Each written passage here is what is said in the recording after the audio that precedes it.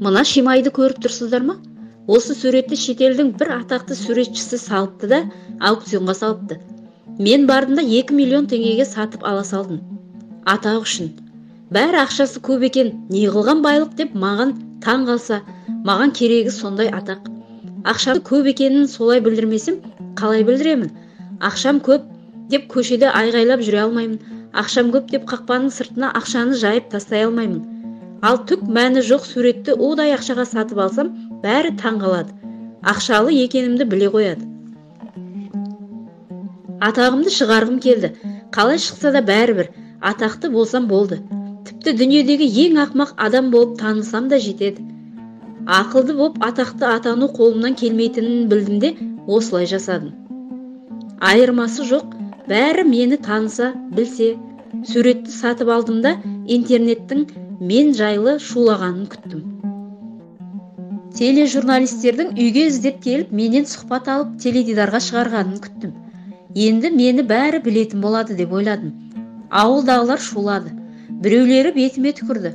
Мынау не сурет? Мынаны 1000 теңге берсең, мен ақ салып беремін ғой, деді бұрылыстағы таза ауа директоры атанып кеткен танысым. Сенің өзі есің дұрыс па? Ол ақшаға 4 өгіз алып семіртіп соймайсың ба? Деді мал шаруашылығымен айналысатын біреу. Одан да сол ақшаны жетім-жесірлерге ар жағын жазғым да келмейді. Өйткені ондай әңгімелер мен үшін қызық емес. Маған олардың байлығыма тамсанғаны керек. Көре алмай іштері күйіп тұз жаласа тіптен ғажап.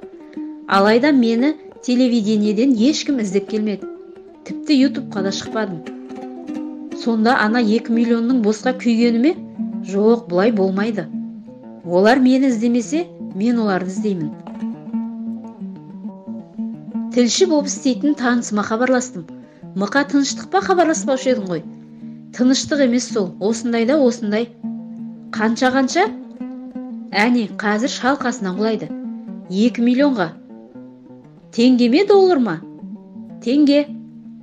Оның аузынан таң қалған сөз шыққанын күттім. Өй, сол да сенсация ма? Сұхбат алмақ түгіл саған барған жолақыма да арзымайды ғой. Неге?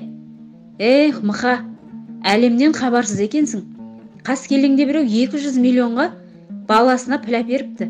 Сенікі оның қасында тышқан ғой. Көңілім түсіп кетті.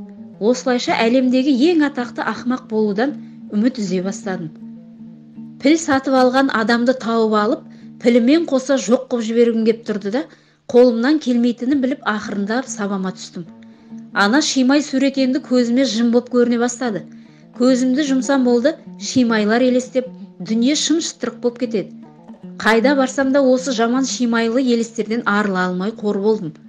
Ақыры ана қымбат пілдің жанында чорт боп қалған 2 миллионымды жалмаған суретті өртеп тастауға шешім қабылдадым. Міне, сурет мынау. Өртер алдында сіздерде көріп қалыңыздаршы. Тым құрығанда ютубтағы ең ақмақ адам болайын. 2 миллион із-түссіз жоғалмасын.